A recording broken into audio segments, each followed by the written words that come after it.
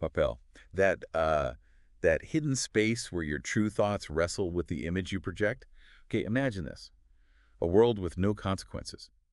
If you could act on your deepest impulses, professionally speaking, in those quiet decisions about who gets hired, who gets ahead, who really embodies excellence, would your unspoken biases um, finally have free reign? It's a, it's a question worth a moment of stark honesty, Yeah. just with yourself. Right, that space you're describing, that Popelle, it's where the real drama of human decision-making plays out. It's easy to talk about ideals in public, sure. But what happens when those ideals bump up against our own self-interest, our, ingrained ways of seeing the world? Let's push that discomfort just a little further then. Consider two really powerful forces in the workplace today. You've got the drive for genuinely diverse teams on one hand, and on the other, this deeply ingrained notion of what competence truly means. Hmm. If you had to choose, privately, which one could afford to be, well, let's say reevaluated, what would your gut tell you? No judgment here, okay? Just Yeah. honest internal accounting. That internal conflict is so telling, isn't it? We often champion both diversity and competence, but the practical application, the balancing act, that's where the tension really lies. It raises a pretty fundamental question about our priorities, I think, and what we truly value in a professional setting. I remember once, in a moment of just sheer panic, I basically disappeared on someone, vanished. And later, I rationalized it, told myself I was protecting them. It was a strange kind of self-deception, looking back. Hmm. It made me wonder, though, how often do we disappear from those difficult conversations around diversity, the ones that make us uncomfortable? Or maybe avoid challenging a high-performing but, problematic colleague. We tell ourselves we're protecting some kind of balance, maybe.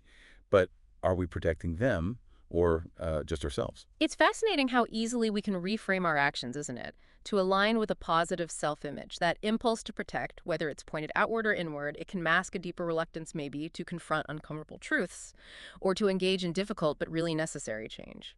Because here's the crux of it, right? We all pay lip service to fairness, to justice.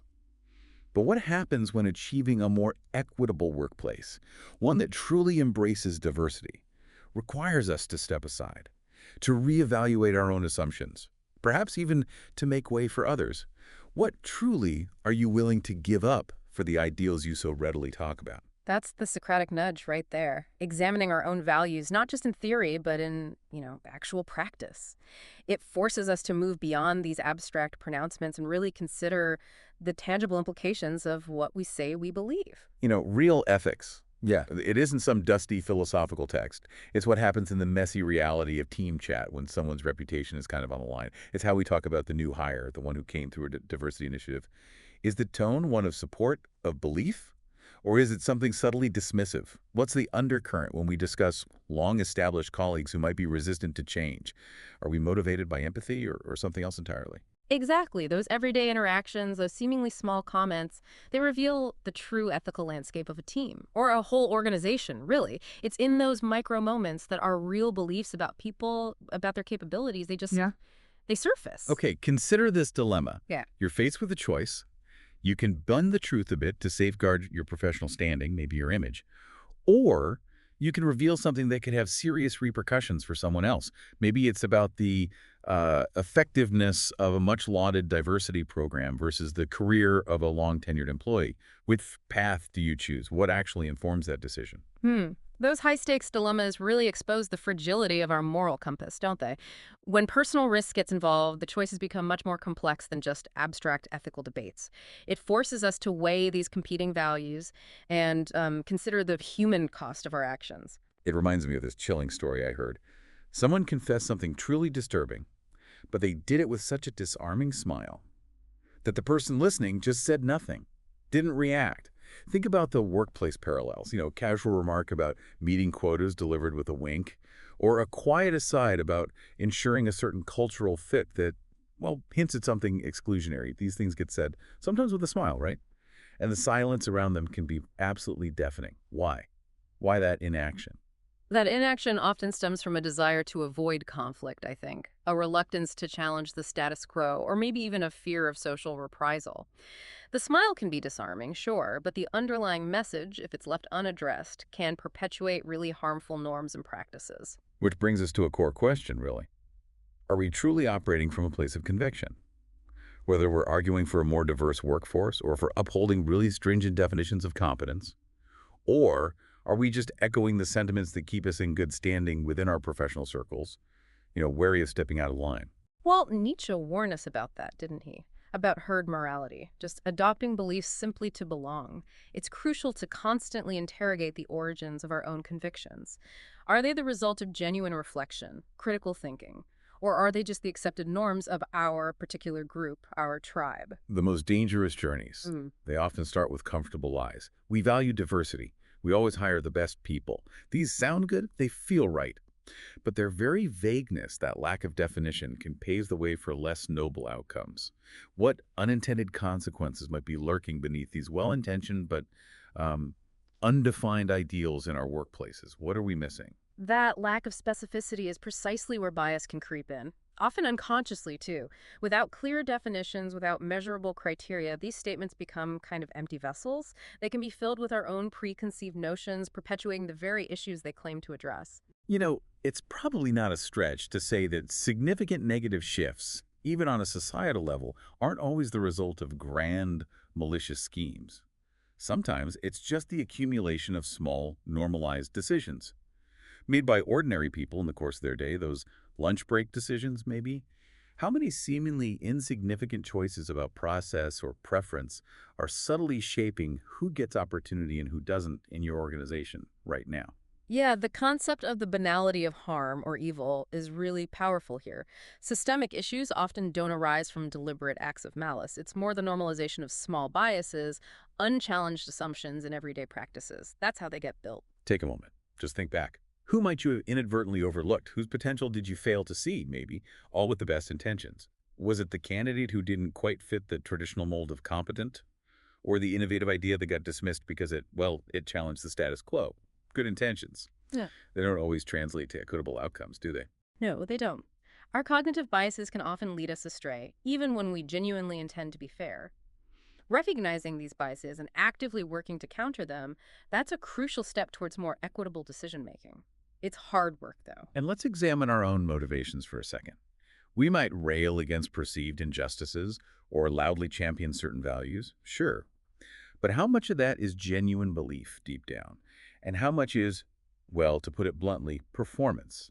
Are our good deeds always driven by altruism? Or is there a part of us seeking validation, maybe recognition, perhaps even advancement? And similarly, is our defense of established hierarchies always about merit? Or does it maybe serve to protect our own position, our own status? Well, Jung explored the shadow self, didn't he? The parts of ourselves we don't readily acknowledge.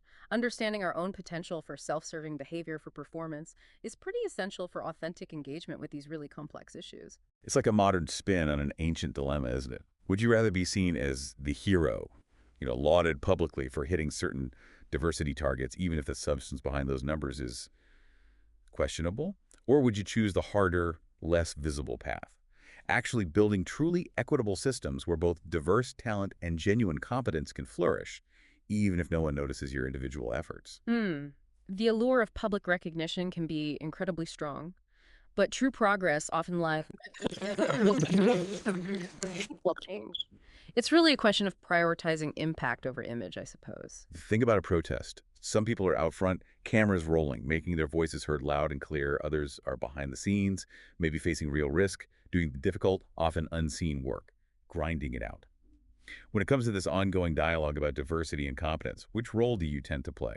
Are you mostly commenting from the sidelines, or are you truly engaged in the messy reality of creating change? That analogy really highlights the different levels of engagement, doesn't it? And the varying degrees of personal investment in driving meaningful change. Both visibility and that behind-the-scenes work, they have their place.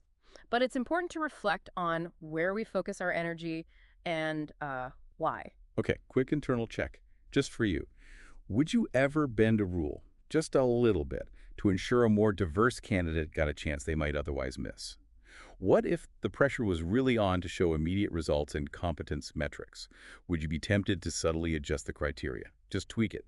If your job actually depended on it, would you ever misrepresent why a particular hiring decision was made? Don't speak it aloud, just feel the answer inside. These personal what-ifs, they reveal the fault lines in our own ethical frameworks, don't they? They force us to confront the potential conflicts between our stated values and the intense pressures of real-world situations. We're such a bundle of contradictions, aren't we? Humans. We can believe strongly in second chances and nurturing potential, absolutely. Yet we can also feel this sharp sense of frustration, maybe even anger, when someone clearly isn't meeting expectations, regardless of how they got there. Where do you personally draw the line between offering support and acknowledging a fundamental mismatch? How do you navigate that? Our capacity for empathy and our need for accountability, Hmm. they often exist in tension. It's a constant pull. Navigating that tension requires really careful consideration of individual circumstances and also the broader impact of our decisions. It's not easy. Here's a stark thought. Someone once said they'd never been truly good, just afraid to be evil. How often in our hiring decisions, in our evaluations of colleagues, are we truly driven by a pursuit of the best possible outcome for everyone involved? For the team, the company, the individual? Or are we, perhaps subconsciously, more motivated by a fear of negative labels, a fear of being seen as biased or maybe as having lowered standards? That fear of judgment can be a powerful motivator, absolutely. Sometimes overshadowing our more intrinsic values, our better angels. It's so important to examine whether our actions are driven by a genuine commitment to what's right, or maybe just by a desire to avoid negative repercussions, to stay safe. Okay, here's a potentially uncomfortable truth for you. Sometimes, forgiveness. It isn't the appropriate response. It just isn't. If a well-intentioned but ultimately unqualified diversity hire negatively impacted a team and its goals, does the good intention somehow negate the consequences? Does it wipe the slate clean? And conversely, if a rigid, maybe outdated definition of competence leads to the dismissal of someone with valuable but different skills, is that just an unfortunate necessity, a cost of doing business? Accountability is such a critical component of any ethical framework. Has to be. While intentions definitely matter, we also need to consider the real-world impact of our decisions and actions, both the positive and the negative. We can't just ignore the outcomes. This whole conversation can feel like navigating a hall of mirrors sometimes, can it? We see these grand pronouncements of corporate values, the glossy diversity reports, but do those external displays always align with the internal realities? How decisions are actually made, how people are really treated, how opportunities are genuinely distributed. That gap between espoused values and actual practices. Yeah, that's a significant challenge for so many organizations. Huge. True integrity, I think, lies in aligning those two realities, Mhm. bringing them closer together. Let that discrepancy sink in for a second. Now, be brutally honest with yourself, just for this moment. Have you ever held someone else to a standard that you yourself have quietly bypassed? Given yourself a pass, maybe made a snap judgment based on limited information, a gut feeling that if you look closer, really hinted at your own biases. We all do it sometimes. It's human. Recognizing those moments, that's key. Self-awareness really is the foundation of ethical behavior. It has to be. Acknowledging our own imperfections, our own biases, allows us to approach our interactions and decisions with hopefully greater humility and a commitment to continuous improvement, always learning. Imagine a person, Yeah. maybe someone deeply committed to animal rescue, spends weekends volunteering, but treats their partner with disrespect at home. Mm. Which action truly defines their character, or is it both? Similarly, a company might launch these impressive diversity initiatives, get great press, but internally it fosters a culture of intense competition that actively disadvantages certain groups, which reflect the truer nature of that organization. And when we talk about competence, are we evaluating someone's ability to perform the job effectively? Or maybe their skill at navigating a potentially flawed, even toxic system? Those contradictions force us to look beyond just the surface level actions, don't they? We have to consider the deeper patterns of behavior, the underlying values that are actually driving things. And true competence, ideally, it should align with a healthy and inclusive work environment, not just survival skills in a bad one. Okay, now, flip the lens. Could you be the antagonist in someone else's narrative? If you've championed a particular approach to building a diverse team, has that unintentionally created a sense of unfairness for someone else who felt overlooked, maybe someone qualified? If you've steadfastly defended a very narrow definition of competence, might you have inadvertently shut the door on someone with valuable but different capabilities, someone the team actually needed? Perspective taking is just crucial for ethical leadership. Absolutely crucial. Recognizing that our actions can have different meanings, different impacts for others, that helps us make more considerate and ultimately more equitable decisions. And why might we avoid truly grappling with these complexities? Why shy away? Perhaps because deep down, we prioritize feeling secure over doing what's genuinely right. What feels right, but is hard. The hard work of balancing diversity and competence, it involves navigating difficult conversations, challenging assumptions, potentially facing uncomfortable truths about ourselves and our organizations. It's just easier to maintain a superficial peace sometimes, isn't it? Oh, definitely. The desire for social acceptance, the avoidance of conflict, those are powerful human drives, very strong. However, genuine progress often requires us to step outside our comfort zones, requires us to engage in those courageous, sometimes awkward conversations. Think back to moments in history when large-scale injustices occurred. Often it wasn't solely the actions of a few overtly bad actors. It was also the widespread inaction of ordinary people, people who simply went about their lives, kept their heads down. Are there parallels in our workplaces today? When biased hiring practices persist, when diversity efforts lack real substance, real teeth, does our silence contribute to the problem, even if unintentionally? Passivity in the face of injustice, however small it might seem in the moment, can have significant cumulative effects, huge effects over time. Choosing to speak up, to challenge unfairness, it requires courage, no doubt. But it's essential for creating a more equitable environment. And here's a critical point. Where do our definitions of good and competent even originate? Are they based on thoughtful reflection, on real evidence, or have we simply absorbed them from our surroundings, from our industry, our own limited experiences, our upbringing? Critical self-reflection involves questioning the assumptions that underpin our beliefs and values. Really digging into why we think what we think, examining the origins of our perspectives allows us to identify potential biases and develop a more nuanced understanding, hopefully. A bit of a personal reflection here. I used to equate honesty with virtue, like being blunt was always good. But I've come to realize that sometimes what I thought was just being honest was actually just a way to voice my judgments. Maybe even a subtle form of self-justification, making myself feel right. The line between honest expression and, well, unhelpful judgment can be incredibly thin, very fine line. True communication involves not just stating our views, but also really considering their impact on others, how they land. There's a powerful idea. Sin isn't what you do, it's what you justify. It's not just about the decisions we make regarding diversity and competence, it's the stories we tell ourselves afterwards to make those decisions feel acceptable, maybe even righteous. That's where the real danger often lies, in the rationalization. Our ability to rationalize our actions is an incredibly powerful psychological mechanism. We're masters at it. It's crucial to constantly examine the narratives we create, to ensure they actually align with our stated values and principles, not just serve our comfort. Listen closely to yourself right now. Is there a truth about your own biases?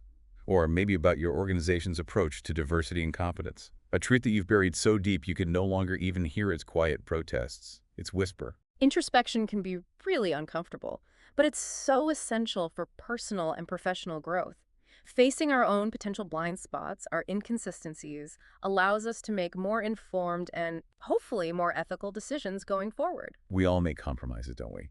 To maintain connection, to avoid friction, to keep the peace at work.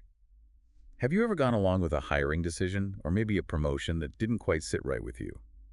Just to maintain team harmony or your professional standing, to avoid rocking the boat. The pressure to conform can be immense in some environments, really strong.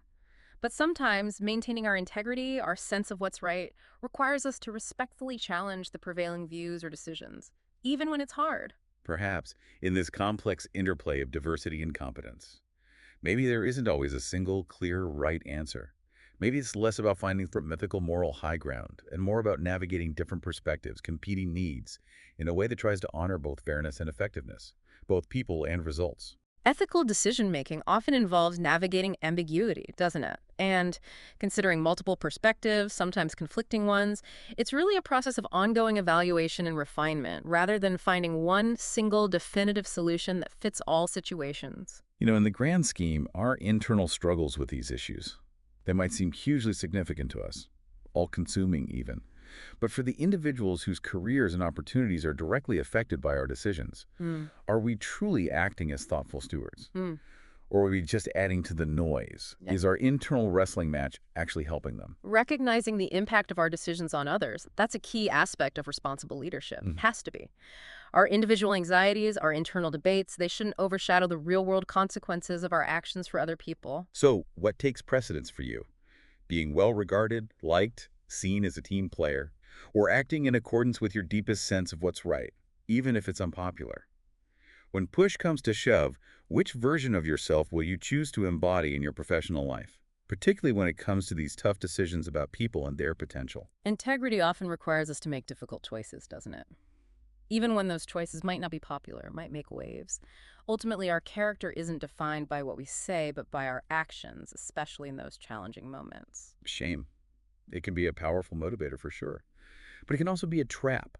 Hmm. Have you ever felt a sense of shame about past decisions, maybe related to hiring or promotion, something you wish you'd handled differently? Has that shame led to genuine reflection and change? Or has it perhaps just fueled a defensiveness, a need to justify those past actions? Dig your heels in. While acknowledging past mistakes is really important, yeah, dwelling in shame can be counterproductive. It can paralyze you. The focus should probably be on learning from those experiences, however painful, and striving to do better in the future, using it as fuel for growth. Okay, one final ethical tightrope walk for you. If someone you cared about deeply, maybe a close colleague or even a friend at work, made a decision that had clearly negative consequences for others, would you be willing to acknowledge that harm, even if it meant confronting someone you value, someone you like? Loyalty is important, of course, but it shouldn't come at the expense of fairness and accountability. It just can't. Ethical leadership, I think, requires us to address wrongdoing, even when it involves people we care about, maybe especially then. And remember this, choosing silence when you see something that doesn't sit right. That's not a neutral act. It never is. It's a tacit endorsement of the status quo. It's choosing a side, whether you mean to or not. Inaction can be just as impactful as direct action, sometimes more so. Choosing to remain silent, looking the other way, can perpetuate injustice and actively prevent positive change. Okay, fast forward in your mind. Imagine a future where the way we approach talent, opportunity, competence, diversity, it's all fundamentally shifted, hopefully for the better. Yeah. What story will you tell your future self, or maybe your grandkids? What story will you tell them about your role in that evolution? Will it be a story of courageous action, of speaking up, of trying to make things fairer, or one of quiet complicity, of just going along? Reflecting on our legacy, even in small ways, can provide a powerful motivation for making ethical choices in the present. It reframes things. What kind of impact do we actually want to have on the future of our workplaces, our communities?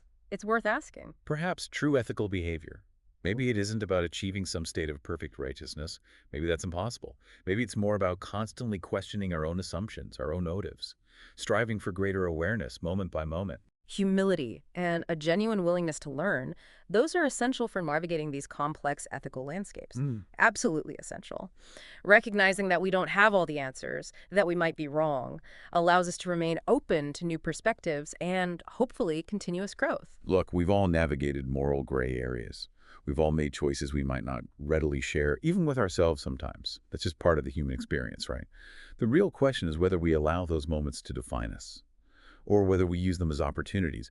Opportunities for learning, for growth, for becoming slightly better next time. Self-compassion is important, yes, but it should be balanced with a commitment to accountability, to owning our impact, acknowledging our imperfections while still striving to do better.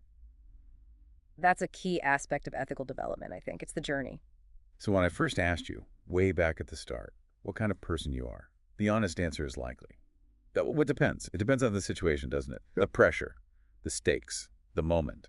Our values are tested in those in-between spaces, those Popelle moments. Character isn't static, is it? It's revealed through our actions over time, particularly in moments of challenge, moments of uncertainty, moments when it's easier not to do the right thing. You are not defined solely by your greatest triumphs, your best moments. Nor are you defined only by your most regrettable missteps, your worst moments. You're the ongoing journey between those points. You're the distance between them, the continuous effort to learn, to grow, to close that gap. Exactly.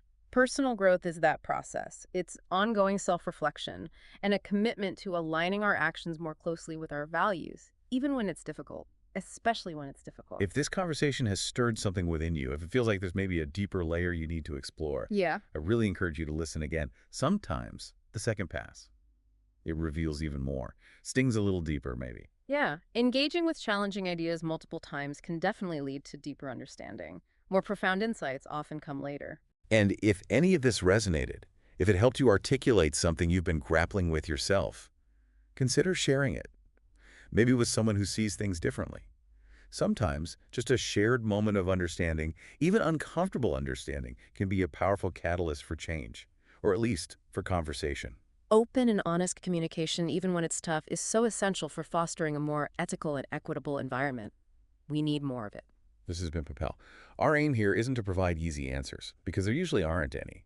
It's more to ignite a questioning of the beliefs that shape our actions, especially in these really complex arenas of diversity and competence. Think about it.